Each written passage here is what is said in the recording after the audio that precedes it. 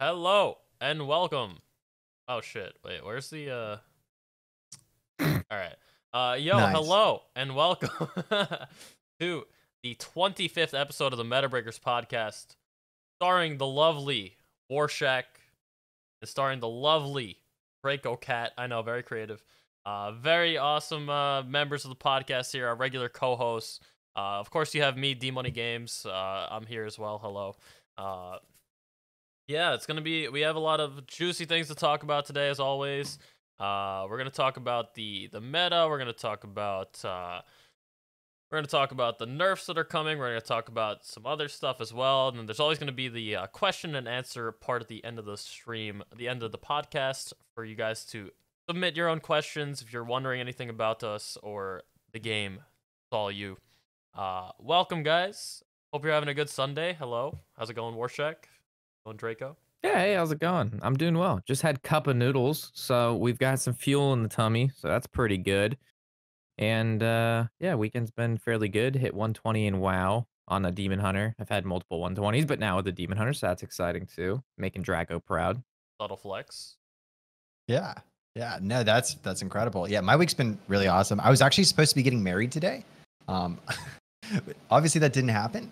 But it's all good. You know, life's going fun. I have the family in town. We went golfing today, and we got a nice dinner later, so that should be pretty exciting. But yeah, Hearthstone's been amazing this week, as of course too. So yes. Everybody knows you're married to Demon Hunter. Okay. So. Okay. No, but that does suck. I saw that on Twitter. It sucks that it turned out this way, but hopefully after the corona is over, your wedding's going to be even better than what it was going to be before. So I don't know, just looking towards the future. Hopefully it still is everything you dreamt of. I love the optimism. Yeah, I love it. You got more time to plan. You got so much time now. It's gonna be great. Yeah. And then maybe this time it can be on Twitch. Yeah, I mean, maybe since it's delayed, maybe I'll get my invite now. I don't know. We'll see. Yeah. Yes. Yeah. I want an invite. Our wedding's going to be sponsored by Raid Shadow Legends. Oh my god. Yeah, we could have a Metabreakers podcast at your wedding. Oh my god, that'd be so cool. Oh wow. That would definitely. I can't imagine how that would go wrong. I'm sure everyone would love that. All right. Well, I think it's time to jump right into the meta here, guys. You guys want to jump into the meta? I'm ready. Yes, I have it on the screen here. It looks pretty similar to the past. I feel like everything's still around the same, and it won't be really changing until the nerfs come in a couple days. But how you guys been feeling with the meta? Anything changing at all? I mean, I'm looking at it here, just compared to like last week. For those of you who weren't here, didn't catch us in time, it looks like Druid moved down, Mage moved up. But besides that, all percentages are basically within 1% of each other.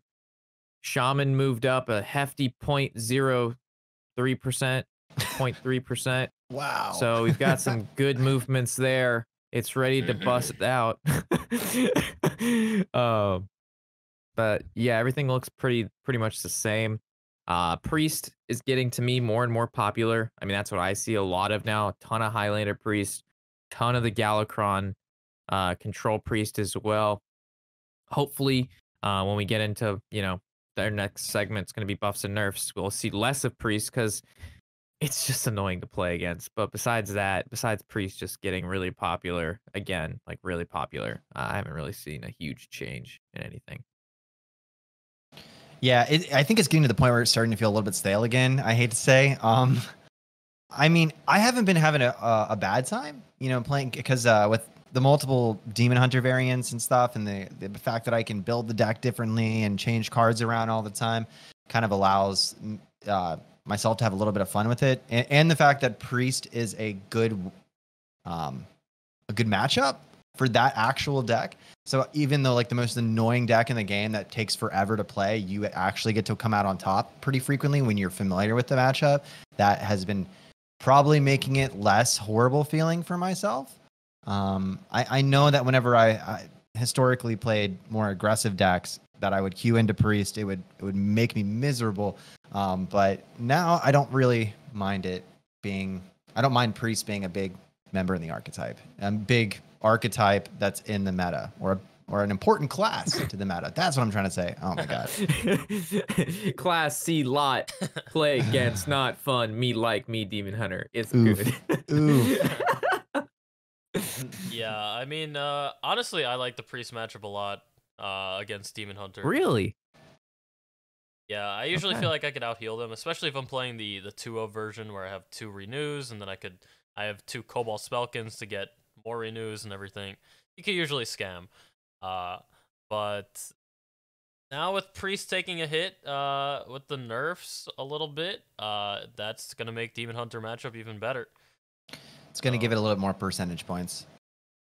But why don't we go into the next deck where we can actually look at the more relevant stats of like what the top decks are performing at the top part of the meta before we go into the nerfs? Because I know that like generally chat, it doesn't usually love this graph that we show here, even though it's kind of the most overall.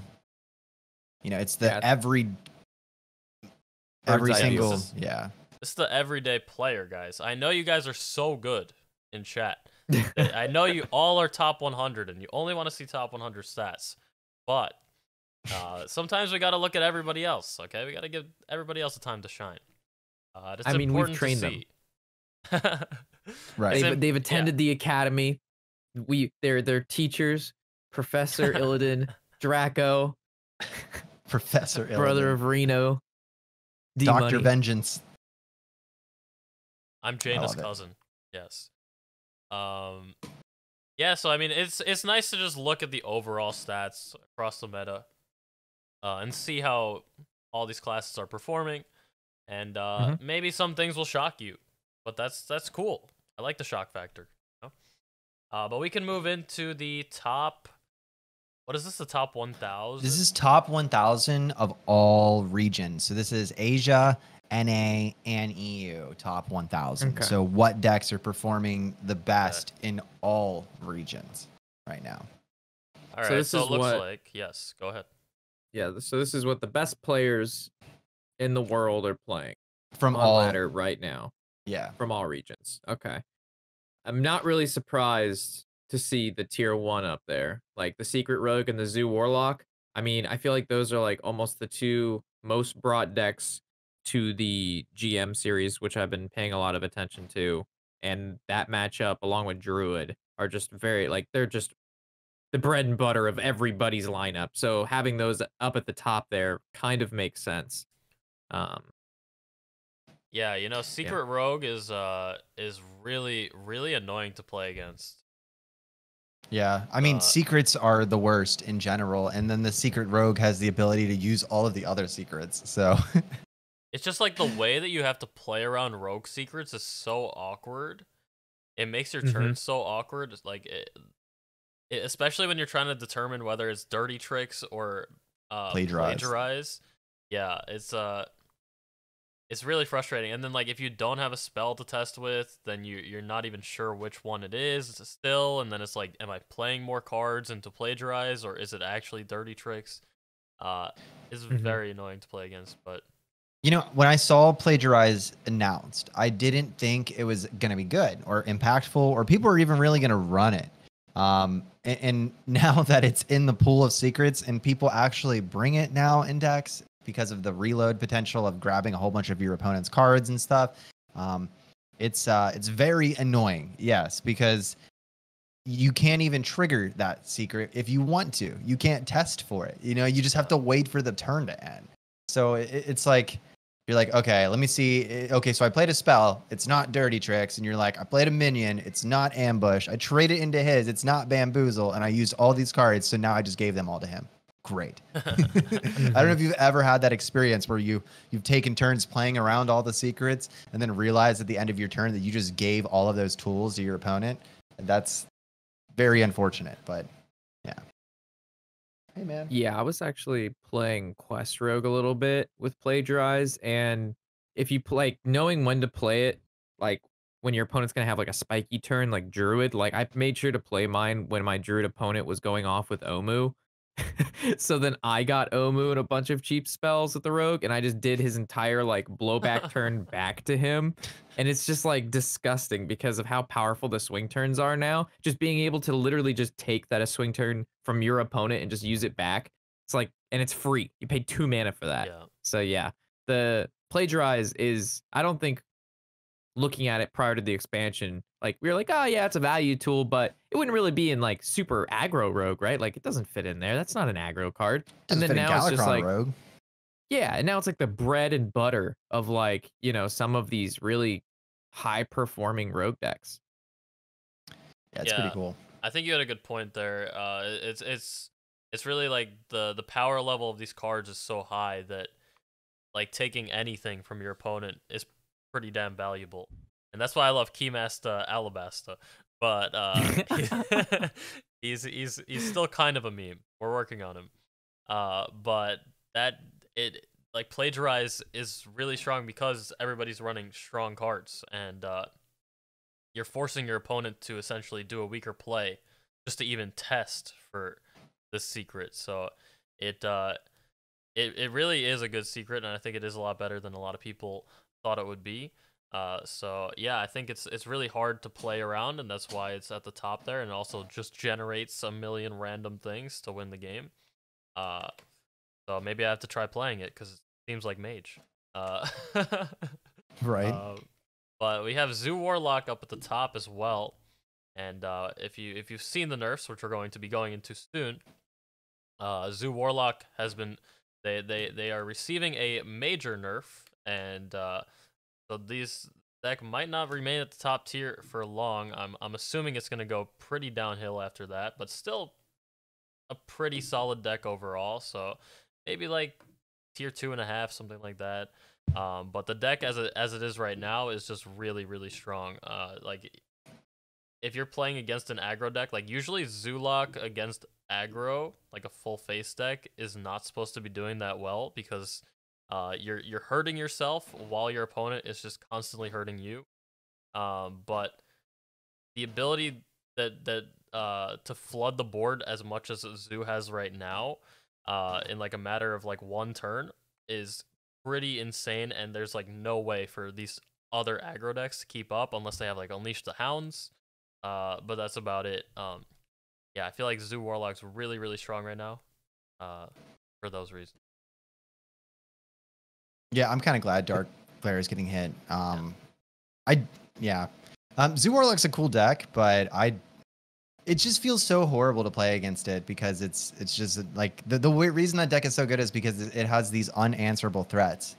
And I mean, I guess that's what other decks do, but they just come out a little bit too early sometimes, the flesh giants and stuff. Yeah. Absolutely. But if you scroll down, there's more decks in there. One of the cool things I thought about this week was reading that Vicious Syndicate article and realizing how close all of these decks are in all of these different classes. And it seems kind of like every class except Shaman is actually viable. And that's really cool. The weird thing about the nerfs coming out is we all kind of had this realization that the meta is more balanced than it's like ever been. Right now, like it's actually at this point where it's kind of incredible, where everything is almost viable except Shaman, and then now we're nerfing it. So yeah, so hopefully whatever happens this week is also awesome, and we don't just take a step backwards. That's my only concern. Mm-hmm. So I got a question. Mm-hmm. First question: we talked about the Zoo Warlock for a little bit there. Do we think that deck is hard to pilot? Because I tried playing it a little bit. The amount of options per turn you have is pretty unreal, and it just seems like a really difficult deck to play. And then also Paladin was still pretty high on our meta list. It was number 2 for overall, but top 1000 here, all servers, not represented at all. So what can we take out of those two things? That it's really bad against Secret Rogue. Sorry. Yeah, I think we discussed it a little bit last week as well with the Paladin, that the matchups just aren't really there. But it is like a lower I guess it's easier to play. So at the lower ranks, it just does better just because it's overall a solid deck. But in the meta of the top 1,000, where everybody's really high skilled, or generally skilled, it's going to fall off just because the matchups just aren't there, I feel. Okay. And with the Zoo Warlock comment, yeah, I've been playing a decent amount of the Zoo as well because I was practicing that for the Masters tournament, but now the nerfs are coming. And I agree with you. There's a lot of decisions to be made. There's so many turns where I just like rope out and like do some random bullshit because I'm like I'm like thinking like, okay, if I pen flinger myself, then I get 2 mana. But then how low can I get? And then like how much is my flesh giant gonna cost? And then like all these different factors there that you have to like weigh in like 30 seconds. It's very difficult. Yes, like some turns are very easy, of course, but yeah, there's a lot to think about, like with your raised deads, with your flesh giants, with how much damage you could even take, and like when to tap, and if you want to save like the 0 mana tap and stuff like that. Yeah, I think it's actually a pretty cool deck. I enjoyed playing it for the most part, and it is very difficult at times. So I like seeing it up there, but it does feel really annoying to play against because sometimes you just get the nuts and you flood the board, and it's just like you blow out. Yeah, a lot of blowout potential. Yeah. But yeah, here's the rest of the decks here for tier 2. It does seem like a lot of classes are being played, and like Draco said, like the meta is really good as far as like it's a healthy meta because there's so many different classes being represented, but there's still that factor that like a lot of people are disliking playing the game right now. And why do you think that is? Because of the sorry, yeah. go ahead. No. Yeah, I what? I said it's a good question. Yeah, Sorry. yeah. You're good. Yeah, I feel that same way too, and I feel that it's because I think it's because everything is so powerful that the games either end in like 5 turns or they end to like a stupid combo that feels really bad to lose. That's my thinking. I don't know. I just feel like the games that you lose, they feel so bad to lose. But the games that you win, they feel great, and the meta is healthy, which is cool. It's just those losses, man. Like the things that you lose to. And what do you think causes that? It could be like a bit of randomness in there, and just like the fact that these cards are so powerful that it allows the game to be over so quickly. Something like that. Well, yeah, I think what you said that explained why was that you think the cards are at another power level right now where do you think right now though that it's more powerful than it was during like the end of the year of the at the end of the year of the Raven, like when we had all the kobolds and catacomb cards before Rise of Shadows came out? Because at that point we had a similar situation where everyone believed like, okay, we couldn't print cards that were good enough out for Boomsday. We couldn't print cards that were good enough in Witchwood, and in Rastakhan, they're also not strong enough. So in Rise of Shadows, once we get rid of all of the, Ungoro, Catacomb, and Knights of the Frozen Throne Death Knights, then finally we'll have some different decks. Do you think it's as powerful as it was then? Because we don't have the Death Knights anymore, and that was really ridiculous. I think the Death Knights single-handedly just blew out anything you could possibly print after that. When you have cards that when you play like 2 mana or Gul'dan, the 2 mana deal 3 heal 3, like how do you compete with that? Or Jaina, basically a free water Ellie turn, or a free water elemental every turn, and then all your elementals have lifesteal. Like you literally cannot print something better than that, right? So until those guys rotated out, everything prior to that's gonna feel like shit. And that's why Rastakhan's Rumble, like the only thing that ever came out of that was what, Shirvala? Like that's literally the only like deck that popped out of there. So when those guys rotated, it did feel very powerful, but I think it was just those cards. Like Zul'jin. without the DKs, the power level I think would have been a lot less, and we probably would have seen a lot other decks thrive, but building a deck that couldn't go infinite, like you had to play the DK in every deck. If you didn't, it was just a subpar deck. Like that was just it. Yeah, I think some of the things that came out with the Death Knights made me so mad when they were happening. Like, first of all, there was that Deathstalker Rexar thing where it was like Hunter would turn into a control deck at the end of the game. Like, it would be like, oh, let me just make a bat that has a poison explosion that kills the entire board with Rush or something like that. For 5 mana that I don't have to run. Yeah, or then they would make these like lifesteal huge minions that would just rush and heal themselves out of nowhere as a hunter deck. That was super frustrating. But I think the thing that made me more mad than anything was the Frost Lich Jaina, because I would be playing an entire game, destroying a mage, and then all of a sudden it would get to turn 9, they would play that card, and I would lose. And I would be like, why did I even play this game?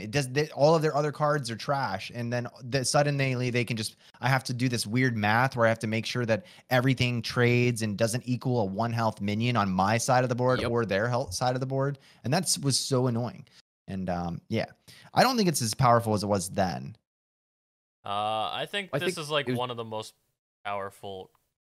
I don't know if it's the most powerful, but it's really up there to me.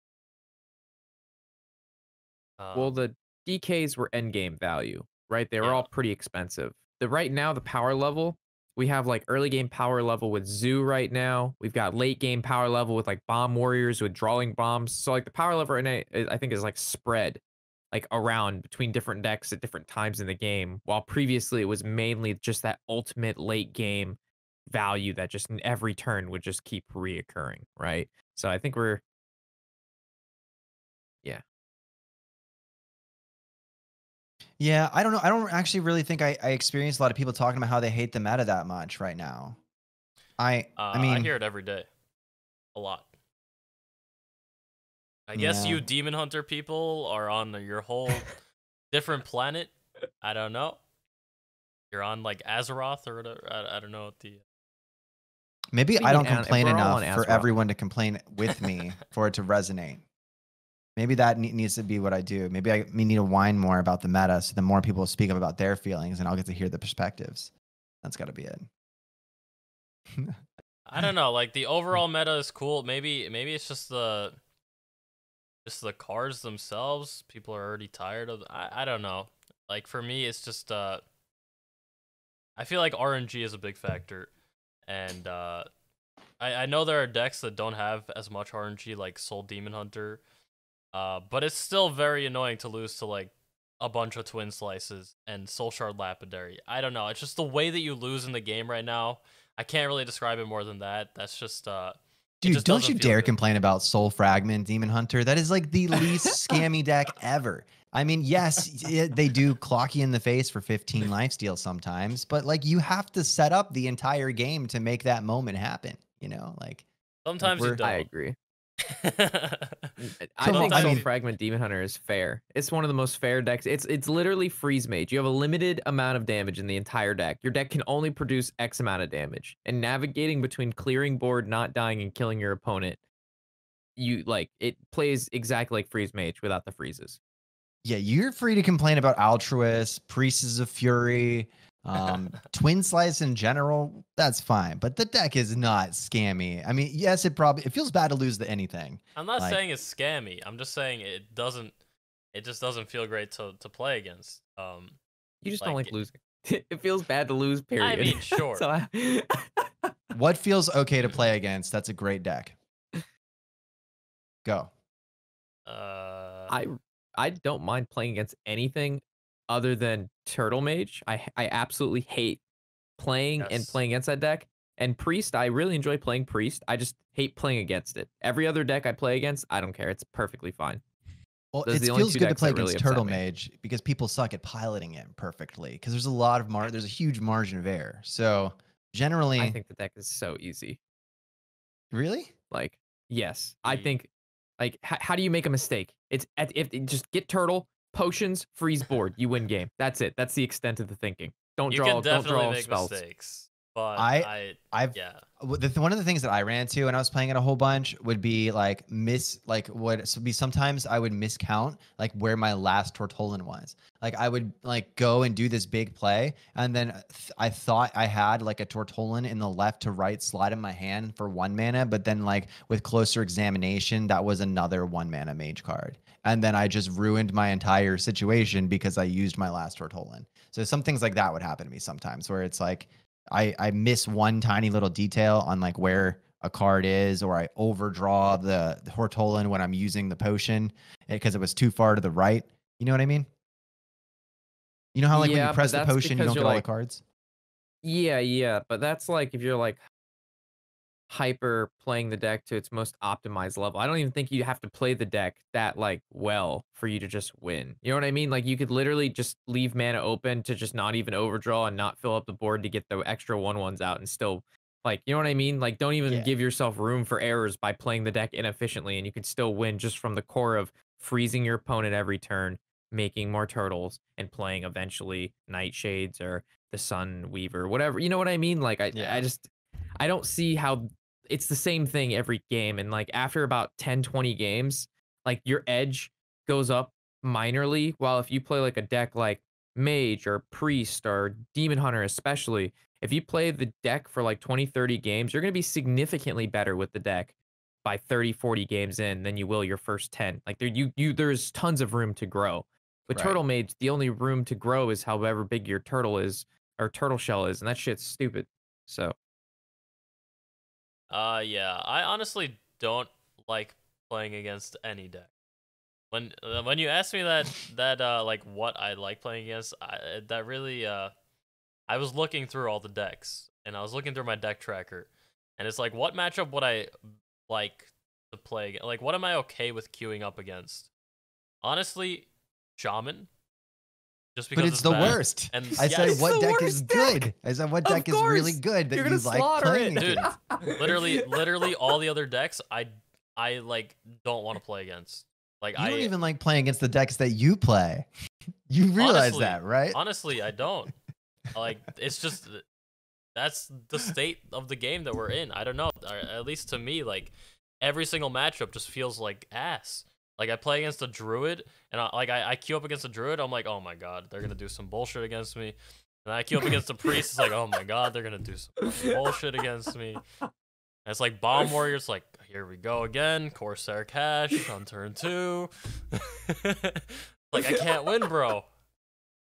All right, right here, Fall Guys. We're all honestly. Fall Guys streamers now. That's it, boys. Oh my god. I'll see you in the pits. Among Us and Fall Guys. Well, like I mean, I don't mean to ask you more hard questions, D-Money, but I'm going to. What meta do you remember that you did like specific matchups of good decks? Was it the previous one? Did you like the Galakron Rogue meta? What about the Spell Hunter meta? Oh, what about the Dr. Boom on 7 meta? But in those metas, sure, I didn't like some of the decks, but like I was still like fine with playing against the matchups. Like I didn't come into the matchup with like a bad like feeling, an eerie feeling in my mind already, like that I don't want to play it. You know, it was a good meta. Old Gods. Cthulhu, N'Zoth, yeah, not bad. Rage. That was a pretty fun meta. Old Gods, I feel it was nice. Sure. Anyway, that's all I had to say. That's it. I just like Cthulhu Warrior. Yeah, I mean, maybe I play the game too much, like Mike is saying in chat. I don't know. It's just I feel like a lot of people are having that same consensus that they are not having a good time with the game. A lot of people have stopped playing for now, and I'm personally not enjoying it as much as I used to. But like I like the new cards. It's just the matchups don't feel that great to me. But also I have the Masters tournament coming up really soon, so I have to practice a lot. Yeah, it's that's just how it is for me. I'm sorry. I don't know. I'm glad maybe you some guys optimism, man. I try to be an optimistic person. I really do. And then the game just proves me otherwise. I don't know. Yeah. But oh my gosh. we can move on. Let's go It's into the okay. nerfs. Let's go. We covered the Okay. meta a little bit more than we even needed to today. I can huh? go on forever about this, but we have. Let's secret passage. Replace your hand with 4 cards from your deck. Swap back next turn instead of 5. This is great. Thank you. Yeah. Thank you, Blizz. 20% nerf. This I don't even know how they thought 5 was an adequate number to make that card give you in the first place. They But, probably rolled a die. and- Yeah, like what do you think? 5 cards, and then for somehow if you draw cards off those cards, you just get to keep them. Like what? What? Yeah, I- this card was a bit insane for 5 cards for 1 mana. I mean, you can compare it to a lot of things like Solarium, or not Solarium, but the Warlock card that you used to have where you draw 3 cards. You know, I know what card you're talking about. that Draco knows Solarium. it. Solarium. Oh, that's what Yeah. it is? Okay. Yeah, I was getting it confused with like Solarian now with Mage. Solarian Prime. It's Solarium. Yeah, Is it? Solarium. Yeah, this card was Soldorum. just this card was just way too strong. And we had discussed this in prior weeks, and we had foreseen. I think a lot of people had foreseen this card getting changed, so it's about time. And we'll see how it goes with the meta. I feel like it's still gonna be a fucking really good card.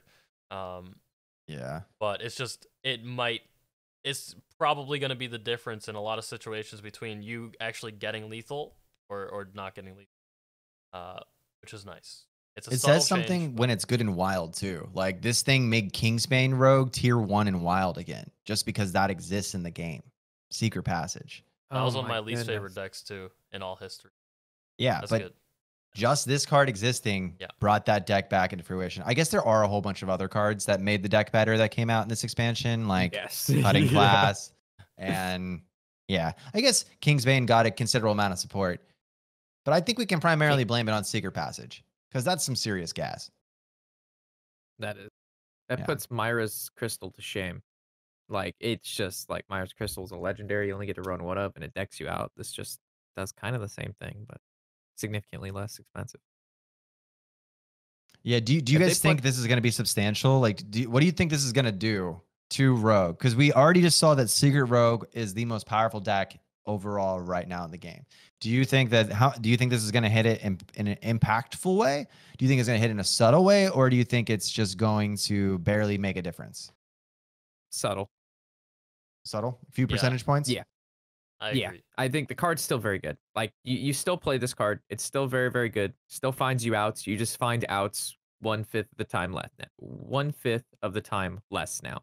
Right. If it was 3 cards though, that's impactful. Hard.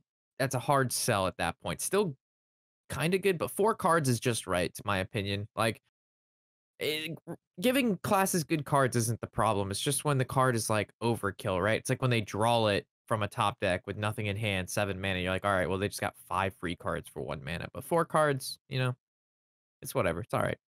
I don't mind it. Yeah.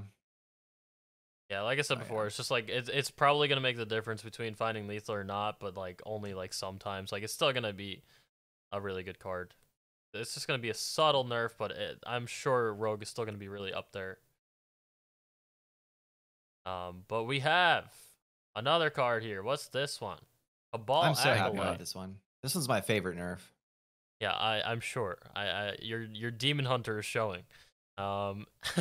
Any class, anybody. This card needed to get nerfed. This card's broken. Yes. Yeah, this did you card know that it hard. was only a few percentage points on its played win rate from Zephyrs in Highlander Priest? Isn't that ridiculous? Like playing That's Cabal crazy. Acolyte was almost as good as Zephyrs. What? Yeah. Ah. Card's really, really good. It's getting changed. It's losing 2 HP, which is it's actually not that big of a deal for Highlander, I feel. But in the 2-up version, where you run the 2 wave of apathies as well, and like the dragons that give you You run the Cobalt Spelkins that give you the Wave of Apathy, so they have a chance of giving them to you. Yeah, I feel like this is a big change for that deck, and I feel like that deck is just going to lose a lot of popularity. And I feel like Highlander Priest is going to be the superior Priest now, again, which I think it was kind of close, but I think it was being overtaken. I still feel like this card's going to be good, and you're still going to run it, but it's just not... It's like Secret Passage is not at that level anymore, which is good. That's what we want. I mean, I don't like how Priest can steal your minions and protect it behind a taunt on turn 4.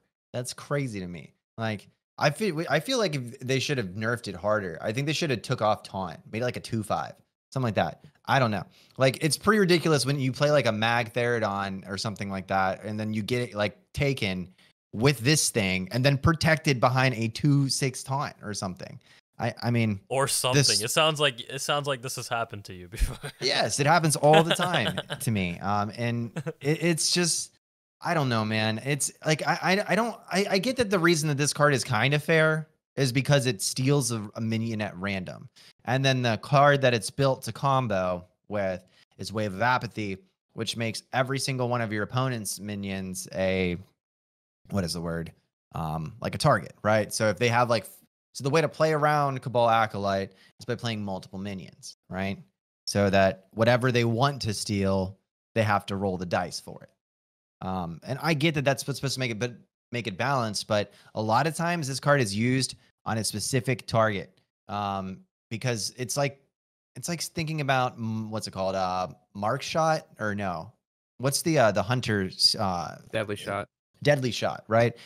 How often did hunters get deadly shots off on actually singular minions that they want? Pretty frequently. And this card is used just like that. Like, you play Cabal Acolyte when you have a good percentage of stealing a high value target. And most of the time, good priest players manipulate the situation so that when they play it, the likelihood that they get something incredible is above 50% majority of the time.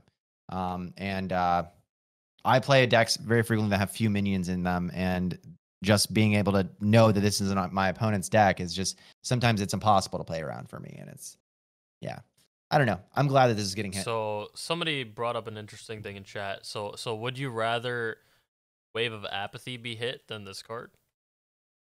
Would I rather Wave of Apathy be hit than this card? Well, Wave of Apathy doesn't actually steal the minion. Yes.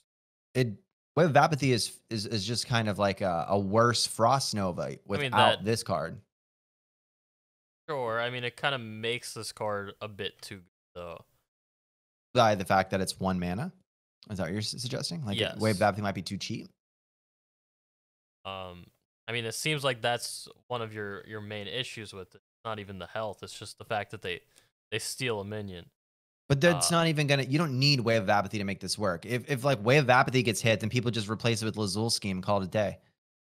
Yeah, that's free. You know, like, and it's, yeah. Wave is like the activator, right? This is the actual punch. But the reason that card is good is because you can run multiple activators with it, or not even need an activator because it'll just steal a minion that's like an egg or something anyway. You know. Yeah. Well, if we take away taunt, would a 4-mana 1/5 without taunt? That's totally cool, but because then you still need to kill it because of Apotheosis. It sounds awful. It needs to be awful. The card's broken. Yeah, I mean, from what the nerfs that we've seen recently, they just love to like reduce things by like a little increments. So it makes sense that they took this route with it. I think it is definitely going to help a lot. I've been playing I've played a decent amount of Priest, and I've been paying attention to situations to when they have this card out or when I have this card out, and if that health point difference would make a difference. And I feel like it actually does, just based on my gameplay. So I feel like it's actually like it's going to be good enough, personally. Yeah, it makes that health line is really impactful for Soul Fragment Demon Hunter, because if they get this thing out on curve and you don't have a weapon out, there is pretty much no way for you to get rid of a 6 health minion unless you have a double card removal, like 2 Soul Shears, 2 Eye Beams. Because Blade Dance hitting a 6 health minion is not something that you're really ready to do on turn 4 and 5 usually. Like, you need to wait till later on in the game to be able to clear things at that health point. Yeah, this does line up very well with Marrow Slicer. Yeah, it's great. All right, next card. Oh my god, this one's so exciting. Thank God Shaman got a buff. Now they're gonna be the best deck in the game. We got Totem Goliath here. I actually didn't even notice the overload change until now. Really? No, yeah. You didn't notice that? That's so great. I only thought it was the attack buff, and I was like, okay, that's such a meme. All right, that actually, okay, hold on. Hold on. Yeah, man. I can see this being tier 3 now. You can follow up Totem Goliath with another now. That's actually true. Hell yeah. That's a big point.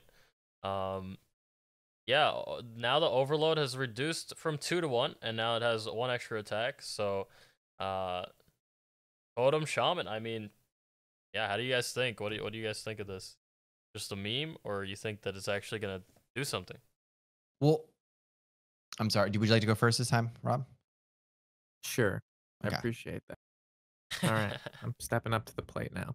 Well, I played a decent amount of Totem Shaman because I always like try to target I played Elemental Shaman in WoW for a really long time, so I always try to make some form of like Elemental Totem Shaman type thing work every expansion. And Budget Totem Shaman like didn't really feel that bad. And when you played the Totem Goliath, it kind of like a couple people in chat mentioned you can't Bloodlust after. And normally Totem Shaman it's a pretty fast deck, and you want to kill your opponent prior to like turn 8. So if you play Totem Goliath, let's say you have like 1 or 2 other cards on the board, and let's say they clear board, which most decks will do once you have 3 cards on the board as a shaman, being an aggro deck, you want to be able to follow that up with the following turn with some more burst or Totem Reflection into hero power. And before you couldn't do that, but now you can. So the overload is a pretty big deal. Also, the attack stat line, the 4 attack, a 5/5 just feels a lot better. I don't know why. I can't think of any off the top of my head that it like makes it like a ton better, but like this is what makes Totem Shaman have that sort of mid game to be able to beat other aggro decks. I just realized this is a nerf against Priest. Oh my god. It's worse against Priest though, because now it dies the Shadow Word Death. Yeah, but then you get totems. Okay, that's true. That's not like such a big factor, but it does die to Shadow Word Death. It does die to Aeon Reaver now. But I mean, still, you're gonna have to deal with the aftermath. And yeah, those are good points by Warshack there. I used to play. I played a bit of Totem Shaman when the set released, and I actually felt like it felt pretty good. But it just wasn't on that same power level as the other classes. So now that other classes have been getting nerfed and are getting nerfed, and this is getting buffed a little bit, I mean, it honestly doesn't seem that bad. You might get to end games really fast with this now because of the concept that you can play Totem Goliath on turn 5 when you're going first, and then your opponent might be able to remove the Totem Goliath into the totems, and then you can just follow up with a Bloodlust. That's crazy. Like, because now turn 5 you play Totem Goliath, and then turn 6 you have 5 mana to cast the Bloodlust and all the totems that came out or whatever else you have on the board. 13 damage, and it's 12 damage. That's really considerable for like weighing 13, a game in a way. So yeah, it just, the mana curve for Totem Shaman just got a hell of a lot less weird and awkward. It might feel okay. I don't know if like, Rob, and DMoney, do you guys think this deck is actually going to be like viable though? Like, do you think this change will make the Totem Shaman deck go to a positive number? I think it might be like low tier 3. I don't know. I don't see why it couldn't make it to low tier 3. I mean, we'll have to see. People refine it because right now nobody's playing it because it's not good enough. And when you don't have people playing the decks, you don't have people refining the deck. And when you don't have a refined deck, it's going to win a lot less than you have with the refined deck. You know what I'm saying? So you have to have a lot of people playing the deck to get the best versions of the deck, which increase the win rate. But without that, you have no momentum. You got no steam. You got no coal. You got no totems. So we'll see. Yeah, I think it could be. I think it could be a pretty solid deck. I would say like it could be a tier 2 deck. I think this Tier buff 2. is more substantial than people are noticing because of the overload change. I just noticed that before. I was like, I didn't even notice it. Now that I see that, like that's actually that's kind of a big deal. Yeah, for many of the reasons we just described there. So it's a chunky amount of stats for 5. Yeah, like overall, that's pretty ridiculous. Very good. It wasn't a bad card before. I honestly never felt like it was a bad card. Getting one of those things out on the board felt like you're investing into your future. But now it's like your college fund, yeah. Now it's like, now it's a little bit less cumbersome. And well, do you want to see something? Do you want to see a bad card, Draco, that got a little better but is still bad? Well, I'll show you. Archwitch Willow. This upsets me. This upsets me so much because I played Big Warlock, and like the card sucks. Like the card is so bad. It is. But like having it at 9 made it really bad. Having it at 8. So the reason being that 8 is a good number for this card is because when you're running a Big Warlock, you're running the quest, right? And when you're running the quest, you want to tap. And when you tap, you only have 8 mana left over if you have 10, which means you're allowed to fit her in the same turn as you tapping for the 0 mana card. The problem is her stats blow, and the demon you may not have, depending on what's in your hand and deck. And when you play her, it may only pull one. It may pull one that you don't want. Because of this, you don't want to play certain demons like the Jailer. You know what I mean? Certain wins with Battle Cry you don't want to play. So, like, she could have been left at like 7/7 or like a 6/7. You know what I mean? She didn't need to go down to a 5/5. The card is already bad, and like she won't see any more or any less play at this than she did previously. So it was like a pointless change. I have a theory. Me too. Okay, lay it into us. I believe that this change is purely for next expansion. Dude, that's what I was gonna say. Damn it, dude. Let's go. Got him. Still what I was gonna say. Because like there's no reason they would hit the stat line on that card as well if there wasn't some chonky big boy demons that are at the end of this year or something like that, or at like the follow-up of next year, because they know what this card can do with the other cards that we don't know yet. And but it also makes it kind of weird though when you think about the concept of why buff it now? Like if you know that this card has support down the line, why would you change? What does changing it to 8 mana now to make it less of a horrible meme really matter? Like why not just wait until the deck comes out and then we can make it that way and see if Willow is actually workable. They had to get the change in there eventually. They've had this in their back pocket for a little bit there. Now they're just like, we just need to throw it in there with one of these changes, like one of these nerfs, and like the hex nerf. Just hope that nobody notices. Just here, guys. By the way, we buffed Archwitch Willow a little, but still don't play her. But don't worry about it. Don't think about it, guys. It's a huge buff, though. People that say that this is not a buff have no idea what they're talking about, and that actually very much has been peeving me when people are like, wow, it's an 8 mana 5/5. It's not. It's a nerf, you know. Like but like Warlock tapping costs 2.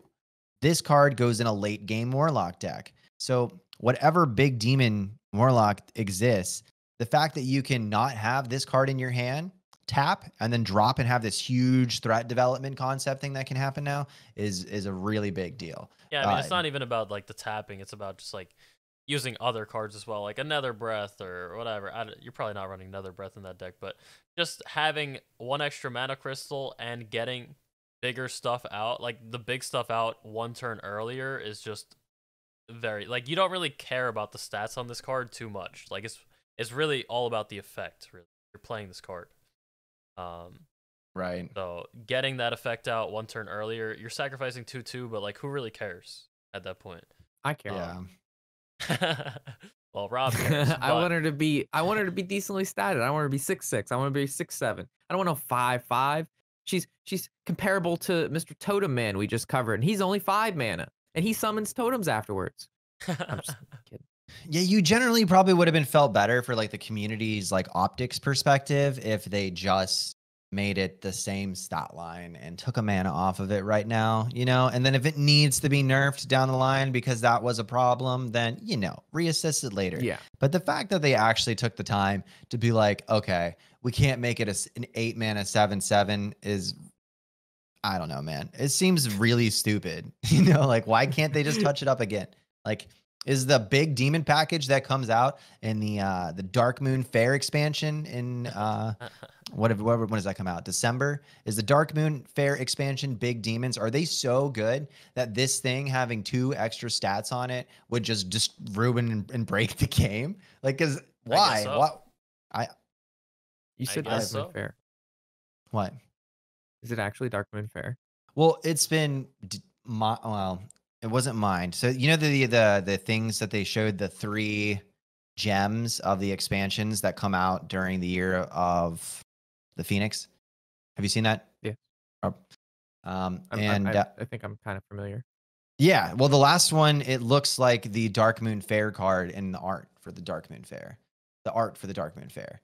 So it's not confirmed that it's Dark Moon Fair. Just like, you know, they never are, but I'm imagining that is a part of the flavor. You know, it's probably going to be like one night of the circus in the Dark Moon dance. I don't know, something stupid. They've been saying Dark Moon Fair for a really long time now. Like I've heard that so much, so I was just actually curious if it was actually like pretty up there. Because normally when they do like a party expansion, they do like a darker one after. Because we had like Karazhan, which gave Karazhan and Scholomance to me have like almost the same feel, like not in card level, but like theme of like I know exactly what you mean. Yeah. So and then after, comicality. Yeah, and then after that, they normally go with like a darker thing. And to me, I was actually talking about this last night. I was thinking it was either going to be Black Temple to kind of go in with some more demons and get some Illidan action, or it was going to be something in Caverns of Time by Tenaris. So, or in Tenaris. So that was my guess. But if it's Dark Moon, that's cool too. Dark Moon's chill. I would be fine with more of these comical whatever things with the card. It's like, I don't need the cards to be like super badass and evil and cool and stuff to have an enjoyable time playing the game. But I do understand that there's this huge part of the Hearthstone community that wants to feel like an edgelord when they're playing Warlock and stuff. And that's whatever. But I don't need that. You know, I would rather just play like Nemzi and like a whole bunch of Murlocs and stuff like that and have a great time. But yeah. Yeah, I like the cutesy kind of stuff too. I knew you were a softy, Draco.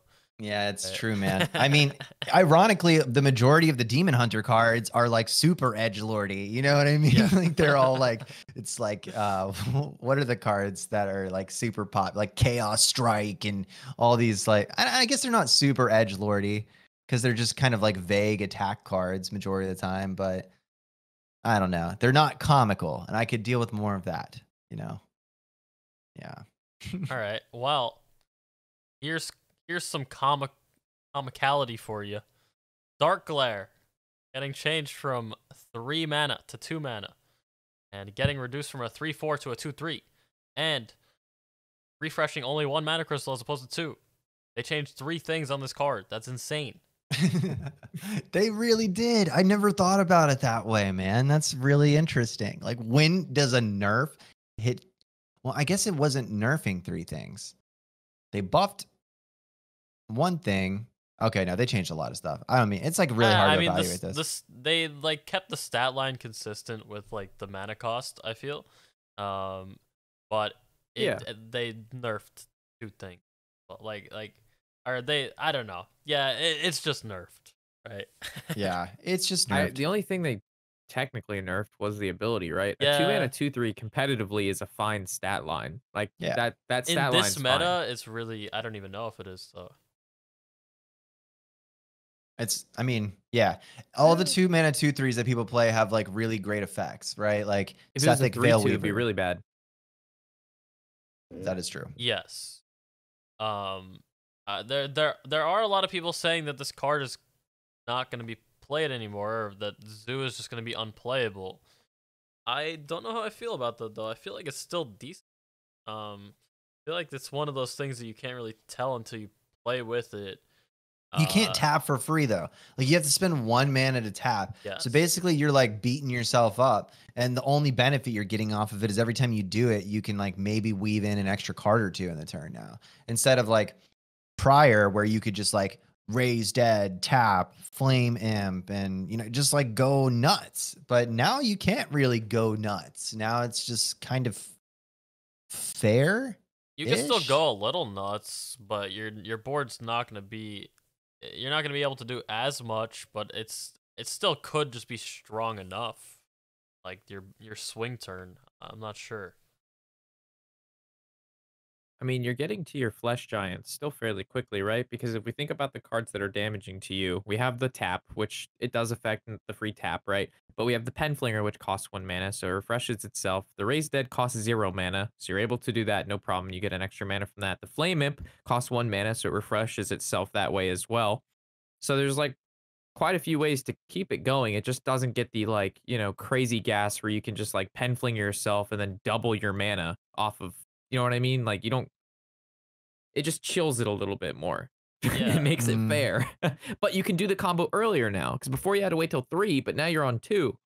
So, I mean, you get to start doing this earlier than you were prior, which I don't know how much that'll help. I mean, we'll have to play with it. It's really hard to judge. It's really hard to judge, but I think it's okay. Like, I don't think Zoo is just dead. I just think it doesn't have his blowouty kind of crazy, I have 4 mana forever now, or 3 mana forever kind of thing. It gives Tour Guide a better curve. It's super weird. You get to get it down earlier. It is really hard to like speculate how this really affects the deck, I feel. Yeah, it's kind of hard. The thing is though, I don't think like, so yeah, you could do some pretty crazy boards a little bit earlier, like on turn 2 with like coin and stuff now. But overall, I think the thing that made this deck really powerful was the flesh giants, right? And not being able to go kind of infinite with like your taps and your cards in your hand and hurting yourself is going to inevitably make the flesh giants come down later, which is really bad for Zoo, because that's the way it wins. It's like the flesh giants and the brooms, right? Brooms? I'm sorry. I play a lot of this in Wild sometimes. Oh, You don't okay. run brooms in Standard. I forgot this. I'm so sorry. That was like broom ? New meta. Dr. Oh Broom? man, this was nerfed because of Wild though, even though it is Well, affected in Standard. It was still too good in Standard, but it was way too good in Wild. So it's definitely a much needed change on both ends, I think. It did make Wild pretty unplayable from what I've seen. So that's nice that they care about Wild, quote unquote. But yeah, I think it was still a Standard change. No, they told you. They literally, the developer said that this was primarily done because of Wild on Twitter. I don't mean to correct you. I'm just saying that's what he said. It sounds like you do mean to correct me. That's good. Maybe a little bit. I want you to correct me though. So that, yeah, I mean, sure, primarily, quote unquote. We love you, D-Money. I'm sorry, dude. It's okay. I forgive you.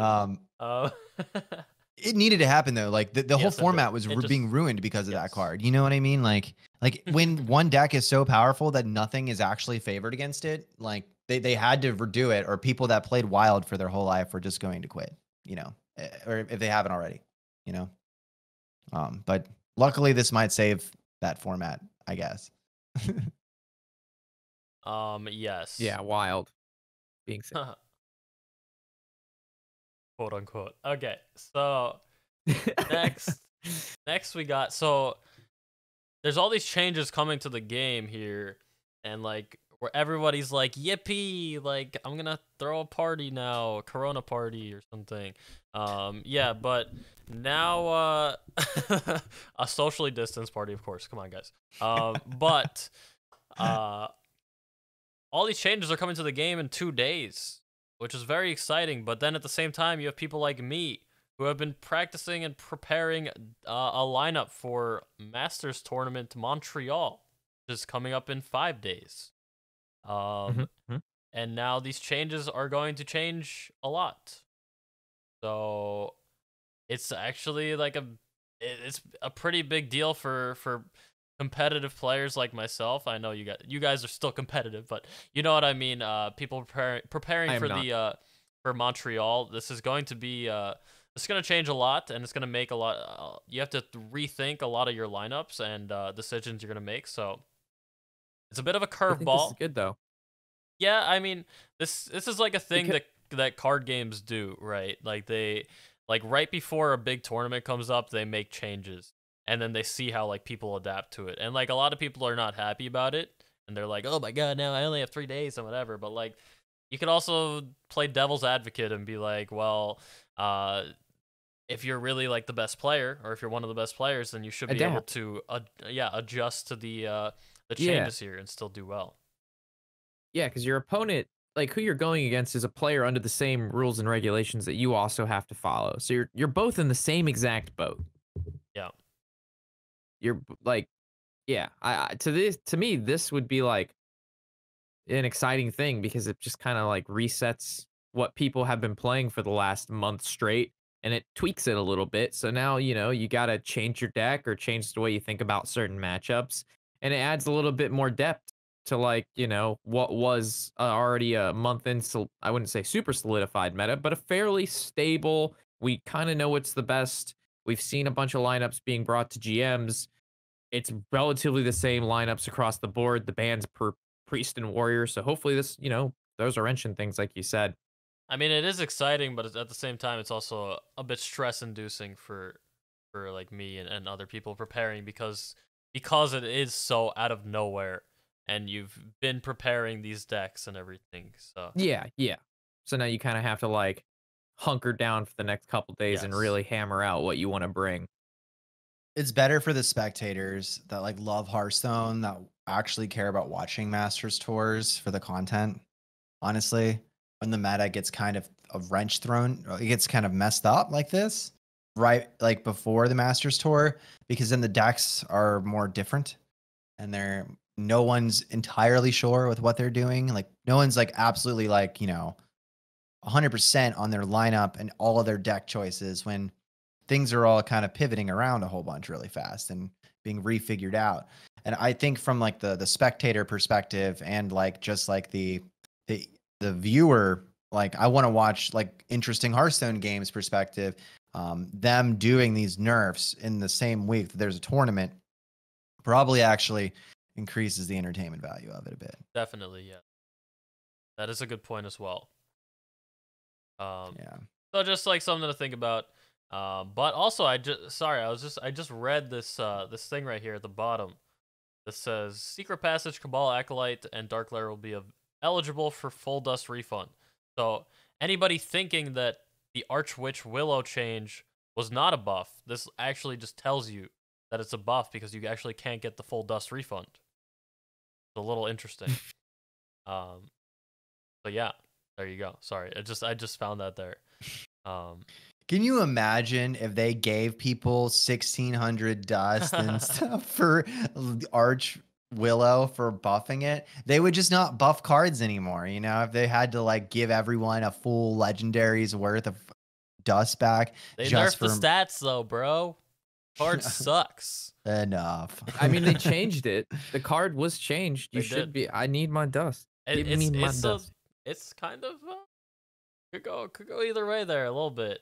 But look, guys, I totally get that perspective. But if we start taking this side in that stance, then what's going to happen is they're not going to buff cards anymore. And we want them to buff cards because that's fun and it changes the game that we play all the time. If they only nerf it, then nothing ever comes back to being viable. And I don't know. I think buffs are sometimes more exciting than nerfs. Yeah, I don't know. I think both need to be implemented. I think cards that see very little play that have cool, unique effects need to see a slight tweak to maybe see effects. Because the worst thing is opening up packs, getting cards that see zero play. You know what I mean? Like, even them being slightly memey is still better than like literally just never playing with the card. It's just a Agreed. wasted slot. Somebody designed that. Someone drew that card, and nobody's playing with it. It's a damn shame. Well, we shall see how it affects. Maybe Archwitch Willow becomes the Metabreaker. You never know. We'll see what Rob can come up with. But in the meantime, yes, that is a very cute cat. You guys are correct in That chat. is- Very yes. adorable. What's his That's the name? beast. This is Sora. Das Fluffles. Sora. Very cute. I'm assuming that was named after the Kingdom Hearts Sora. Yeah, Okay. sir. It does mean sky in Japanese, though. Fun Oh. fact. You have to look up what a name means in Japanese, or else it's not good. Like beforehand, Yeah. like when you're determining a name, like you have to find like some kind of hidden meaning with it, or else it's just not. You can't choose that name. Yeah. It's like when you're picking out like baby names or something, and you're like, oh, but this name means heavenly or something like that. Like you gotta. There has to be something. Okay, sorry, guys. We are going on to. Q&A. We're going on to the Q&A, and if you don't know what that stands for question and answer. Okay, so if you would like to type a question in chat, we will answer it. All right. What Maybe. does Daniel mean? I don't know, but you could probably look it up. It means something. Look it up in What does Urban Hype Dictionary. Horizon mean? It means glorious. Glory. All right, guys. So if you have any questions, preferably related to Hearthstone, if you have any personal questions, maybe we'll answer a couple, but we're just gonna answer a few questions that you got in there, to close out the podcast here. So make them good, guys. Make them good. The likelihood of the personal questions being answered is a little bit smaller than That is the true. likelihood of the Hearthstone related ones. But give it a shot if you want. Shoot your shot. It's 2020. Yeah. I thought it was Yeah. quinoa and apples, almost. What deck is the best to concede with? I don't know. Whatever Warshack? D-Money's playing. Oh. Thank you, Risai. Appreciate that, man. Why is Draco so handsome? Nobody will ever know. Bob. I mean, he goes in the back and practices every day with damn Warglaives. You should see the guy's freaking workout and body maintenance routine. It's insane.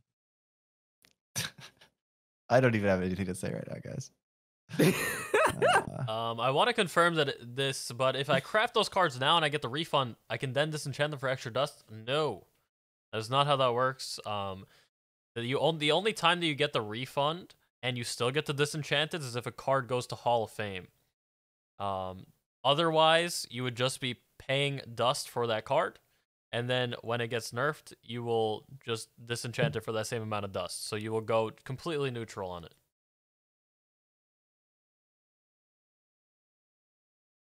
Yo, what's up with your chat and people always asking you to like whip it out, man? This is Yeah, like I something was that gonna say that happens too. all the time. I notice in the D Money chat.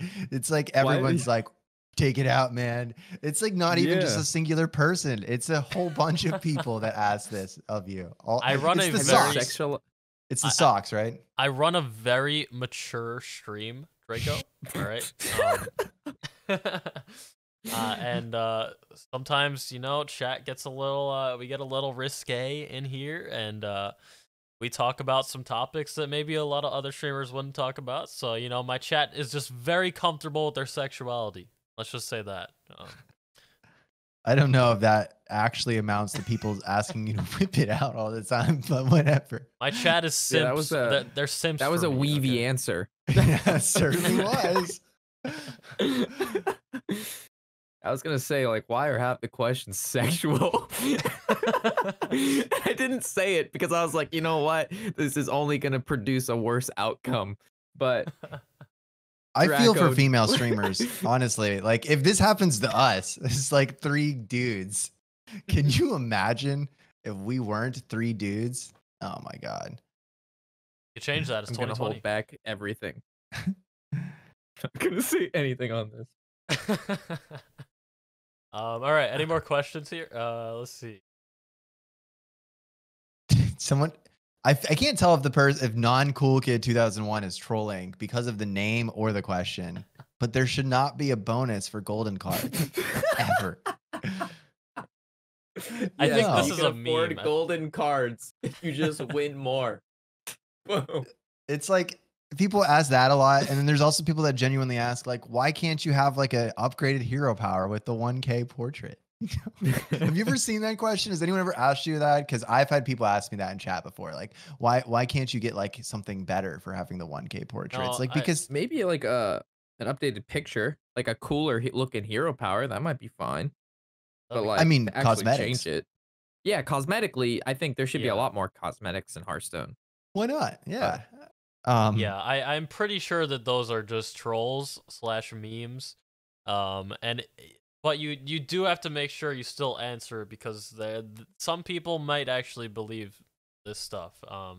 And that would be ridiculous, guys. The game is already pay to play essentially.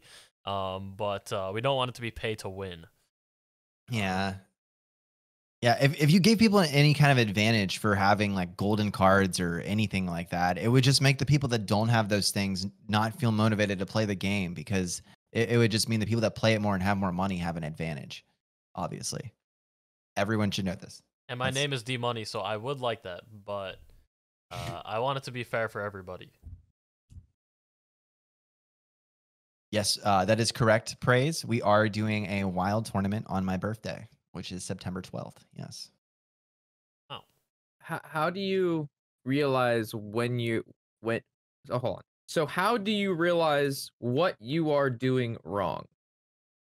So basically finding mistakes when you don't know you're making a mistake. My That's answer a really good question. would be, first of all, it's hard to identify when you're making a mistake because you don't think you're making a mistake because that's why you're doing what you're doing. So the best way to identify what could possibly be a mistake is watch players who are better than you. Then when you're watching them, think about what you would do in that situation. If the person you're watching does something different, try to figure out why they did what they did. And if you don't understand that, ask them in chat. And kind of process of elimination, like, what's going on and why that maybe your play wasn't the most optimal for that turn. And then figure out when the card that you picked out that you would have played that turn, when that person actually does use it and what situation they're in when that card is played. And that will help you figure out a better time to use that card when you're playing with it. If that makes sense. That was a lot of info right there. Yeah, I mean, what Warshack was saying though is actually very, very accurate. If you want to find ways to find your plays to make them better, what I generally do for when Grandmasters is in the season, and what I've been doing lately is I save and favorite all of the Demon Hunter wins from Grandmasters, not the losses, just the wins. And I watch the game and I pause it at every turn and then think about what I would do. And then if the player does something different, then I go into this big mental situation where I'm like, okay, I write it down and then I try it when next time I am in a similar situation, like what their kind of approach was. But after doing that through I generally watch like 10 to 12 games a week of doing that. It really helps me figure out what I'm doing that's like my bias versus what I should be doing in specific situations from watching someone who's even better than me. I have a really good idea. Or you could just play Face Hunter. Yeah, how about that? Oh, okay. No, but I think you guys gave a really good explanation of how to improve, how you can improve on your games. I mean, watching your replays is really a big thing. Seeing where you went wrong, thinking about where, like what turn the game kind of got out of your hands, or like your opponent started like just swinging the game back, and what you could have done differently to in that situation. It's always a good idea to reflect on after the game. Yes, if you guys were wondering, I am the one behind this beautiful design on the Q&A. Yes, I know. I do my art live. I'm like a performer, guys. It's really good. Yeah, thank you. There's it's flawless. It's the Hyper Horizon colors, actually. Yeah. if you get to this point though, when you watch games and then you like make the exact same plays as them the entire time, that's when you know you should like pat yourself on the back and grab a beer and then queue up some games, because you're at that level at that point where it's like, okay, I picked every single one of the same cards that like Language Hacker picked in his match against a priest with Demon Hunter or something like that, meaning that like I definitely know what I'm doing if I would pick the exact same line through the entire game as the one that someone won on. And it feels really good realizing when you get to these moments through practicing a deck that you can play it perfectly, and you don't get there until you watch other people do it. You have to learn the way other people play. You can't just figure it out yourself. It's Okay, impossible. well, you can figure it out. You can. It's just very hard. Yeah. Okay. Yeah. You can. It's just exceedingly hard. You probably Until, shouldn't it suggest people do that though. Like they're just going to end up. I don't think. Yeah. I mean, depends on the person. Some people like don't like, they just want to do everything themselves. But yeah, watching other players who are better is generally just the best way to go. Also, mulligan. Like I know I won't go into it too much, but mulliganing is like one of the most important stages of the entire match. Like if you mulligan wrong, like you just set yourself up for failure. And you don't want to lose before the game even starts. Yeah. Yeah. So you guys might be asking.